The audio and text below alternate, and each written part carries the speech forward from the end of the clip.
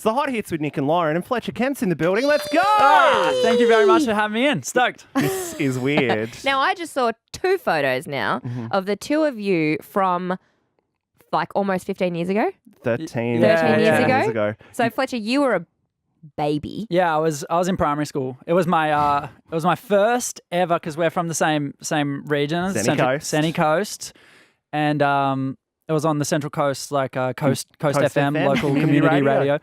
And it was my first with Nic was my first ever radio endeavor appearance. Aww. And I came in and had my guitar and like played. I think I played the first song I ever wrote with you on radio. What was it called? It was called Invisible Barrier, and it was about overcoming your fears and the things holding you back. It's bloody deep for an 11-year-old. Which is, actually being like, I'm 24 now. It's interesting. I've just like over the last year, I've had this thing of like thinking about, okay, well, like what is my purpose in music? Like, why am I doing this? And what is other than obviously loving writing and loving performing, but like at the core, what is the feeling? Yep. And I've done a lot of work with MAD, music charity on the Central Coast, Musicians Making a Difference, and that's like music mentoring youth and stuff. And it's funny just like reflecting on, I sort of, a little bit unintentionally, but reflecting on some of the songs I've written and have put out thus far, and there's a lot to come. But like the first song I just put out the end of last year is a song called I'll Be, and it's like, this is all the things I want to do in my life. And it's like, I just had this realization of like, oh, what I'm doing now as an adult is kind of like at the core what I was doing when I was 11 and coming in to play on the radio with you. And it's been nice to almost like realize that intentionally, and at least for myself, it gives a bit of purpose. It gives a lot of purpose really to like beyond writing songs and playing gigs because it's fun and because I like it. Like, what is the why do I put my heart out there? Yeah, It's part of you. yeah. What is that in my chest? Like beyond the words. Like what is the feeling? Yeah. And I think I feel that because when I was a kid, I wouldn't shut up, and now I make a career out of it. So I feel that, How cool is that? It's in though? my core. That is so cool because I like a year into releasing songs as Fletcher Kent and starting this journey, it's like I've also been doing it since I was 11 and on the Central Coast radio and it's just a long journey to like keep the same dream and go, okay, I'm going to keep showing up and keep writing songs and keep believing that this is possible. And I think there's something in like the thing that you wanted to do when you were a kid, like you wanted to do that for a reason, and it's really, I know I'm doing music and I appreciate you guys very much for having me in here today. But like, while we're just talking about it, I commend you both very much for following the thing that you guys have always wanted to do. And I guess you were like an older teenager when we met. Would have been 17, 18 at that time. Yeah. And it's amazing to see people believe in themselves and believe in something and then make it real, That's quite profound. Isn't to be it honest. just? That's really quite something. There's not a lot of through lines back to that time for me in this career, but talking to you right now and thinking about that exact philosophy is really taking me there. And I think all 3 of us, our 12 years ago selves, would be so stoked Oh with my what's God. going on right now. I wouldn't believe it. I'd be like, aren't we studying teaching?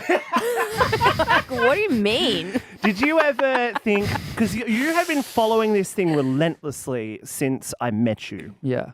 And I don't want to say I knew you were going to be a big thing, but like you had a tenacity to even at that tender age. And I know that your family is enormously important to you and have really encouraged you to follow that path. Yeah. But was there ever a time where you were like, might go to a backup plan here, might go and do something else? There wasn't. I don't think there's ever been a time where I've actually considered a backup plan and considered giving up.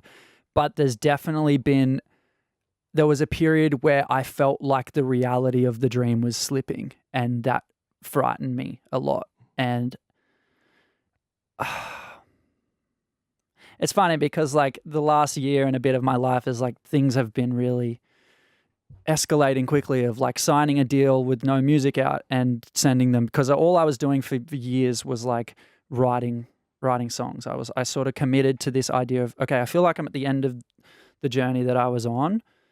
And when I start again, I'm going to do it with songs that I really believe in. I'm going to do it with a team that I really feel supported by and believe in. And that was definitely a choice and a decision to like, I'm not going to release any music until it looks like how I want it to look. And then because of that, when immediately labels didn't want to sign me and immediately people didn't want to like join the team, there was moments of like, oh, maybe have I just wasted, like it was 5 years between sort of releasing music under my past project and then and now in this journey. And I guess as you get older, 5 years doesn't sound like a long time, but for that was like 18 to 20, The most 23, 24. most formative times of your life. And really. I had this, there was definitely a moment where I was like, oh, what is the right way? I don't know what the right way is. And I've spoken to him about this, but it was actually a friend of mine who I listened to your interview with him, which was unreal, Eddie, good mate of mine the other day. And he said to me, mate, there's no right way. And I don't know if he meant it to be profound at the time, but that really stuck with me of like, yeah, like music is such an arbitrary, like we're selling sound. Like you're selling something you can't see and the idea of who you are and what you're offering to the world. That's also radio. Yeah. Yep, 100%. And so like, my partner, my fiancée, has just finished her midwifery degree, and it's like, it's very linear of like, okay, if you pass these tests and you get, they call them catches. How wild is that? If you get 30 catches and catching the baby coming out. Yeah. I caught it. What But a wild way to there's describe no that. grey area in something like that where you have to get a degree. Yeah. It's all very black and white. With this, it's like, flying blind. I don't know what I'm doing. And success 100%. success is linear in so many other industries. Success in the music and entertainment business is not linear at all. Yeah. It is so all over the place, and it sows so much weird doubt into you at times. Right, which is both at times terrifying, but then incredibly beautiful and inspiring, because you also know at any point I'm like one moment away. Like I'm one song away. I'm one, I just landed my first arena tour away from great things happening. Yeah. And so there was definitely a point a few years ago where I'd been writing for years and sending my songs to people, and lovely, everyone's supportive. Hey, I think you're great, well done. Yep. But like, give you some feedback. But there was a great man, Mike Taylor, who was the head of Universal in Australia, and he'd signed some people that I just loved their trajectory and talking about what the right way is. I loved the way that people he had signed had gone about it. Yep. And so I'd met with him, and it was like at the start of COVID, essentially. I'd just come out of high school and played a bunch of songs, and he was like, I think you're really great.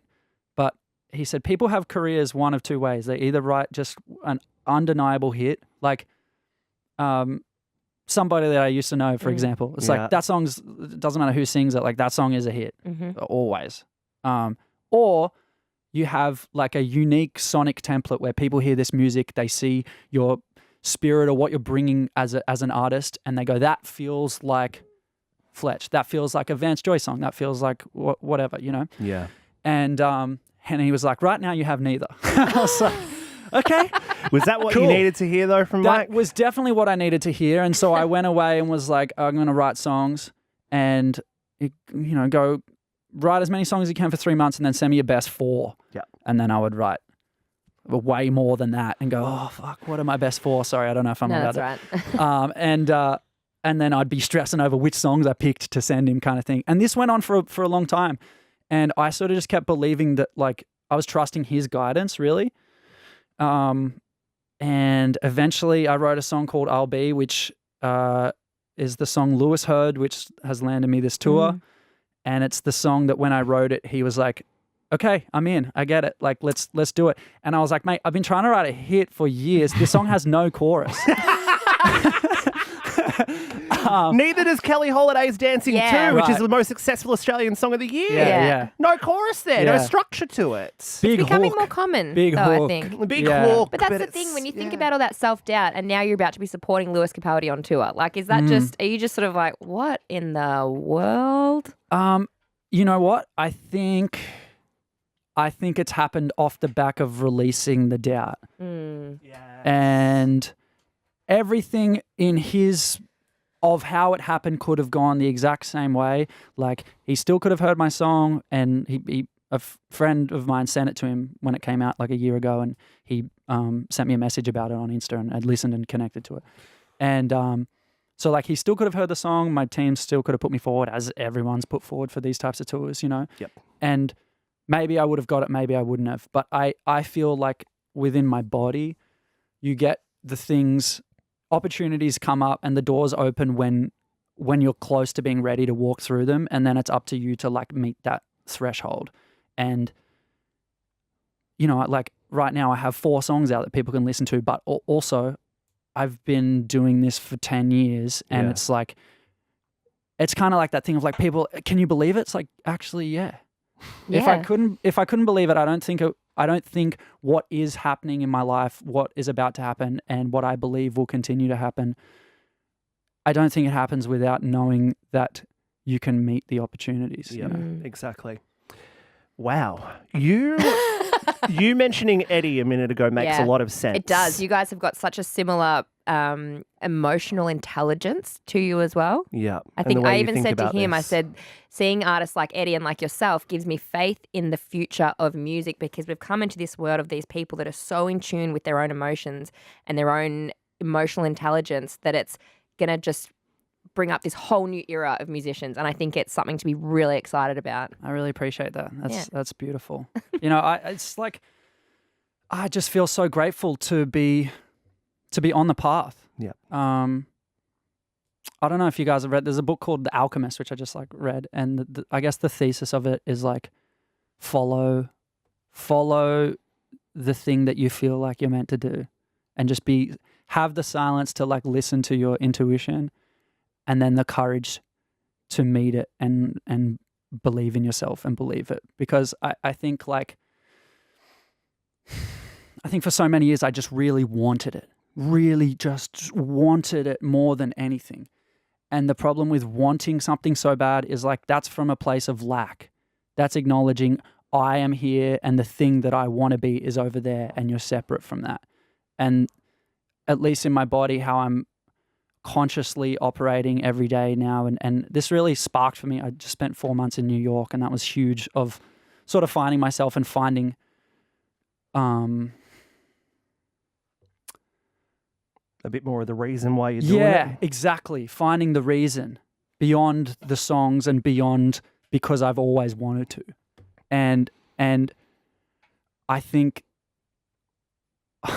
ultimately it's just like, this is the being on the path is a blessing, and what you get or where you end up, or playing arenas, which is the only thing I want to do in life other than marry my fiance and have kids and be happy and get barrel. Your fiance, by the way, who you've just written a song with as well. Yeah. Well, I wrote the song, and we have written songs together, but she's her beautiful voice is in the chorus with me and the choruses, and yeah, we just got engaged. I was in New York for 4 months, and like I decided over there, and I don't know if this is like a radio thing to share, but anyway, before I went, I like discussed with her. I said, I feel like nervously like I want to propose out of fear a little bit of like, oh, like we haven't done long distance before. What if I go over and things change or whatever, and I want to lock it down, you know, like that energy, which is just insane.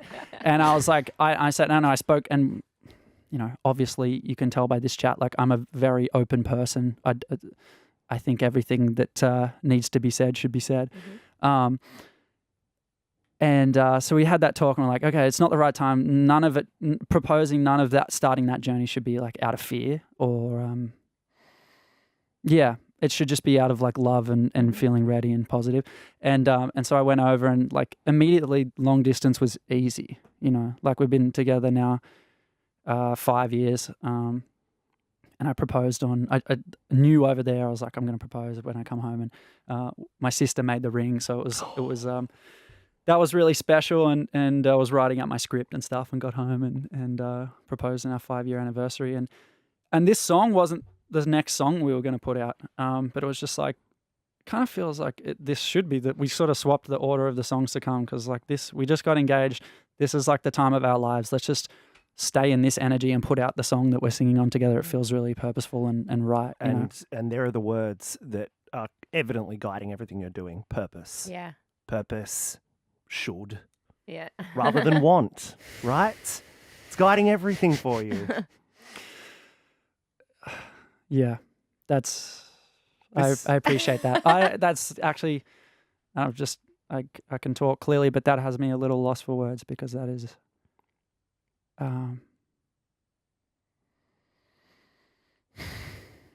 like it's just been the 10-year anniversary of my little brother passing, and this stuff with like getting engaged, and then the Lewis stuff happening. It's like it's a very reflective time for me, and purpose is the word of everything right now for me. Yeah, Banjo's passing. It feels like it's been a really important guiding point for you to make him proud as well.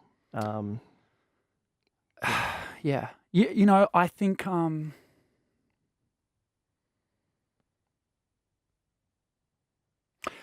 he was here for 10 years and was such a vibrant light and was like the funniest, most spirited person ever, and he lived every day with purpose, whether that was his mates or having fun or just he was a very present person. Yeah.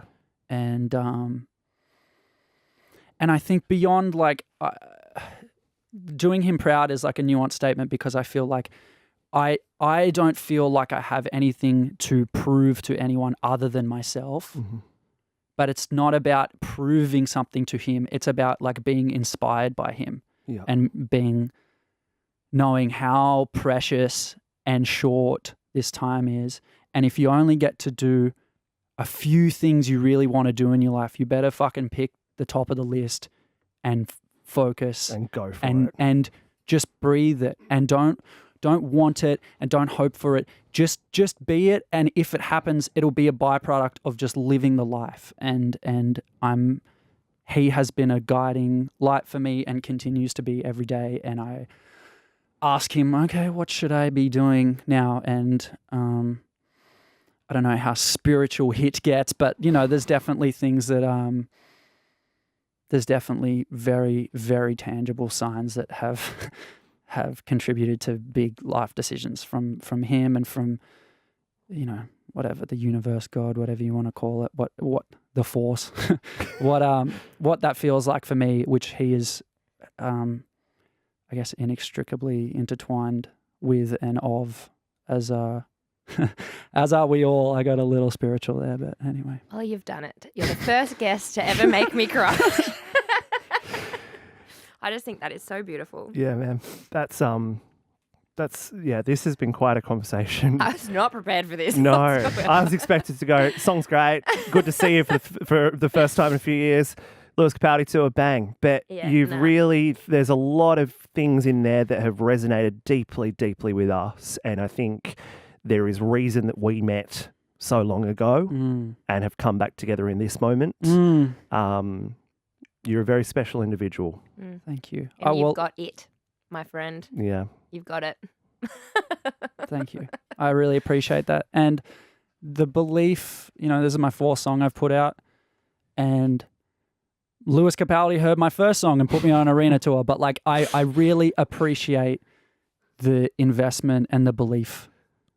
I say this early, like this is the start of my journey, but like this early as in when I was 11, and made me feel special and made me feel like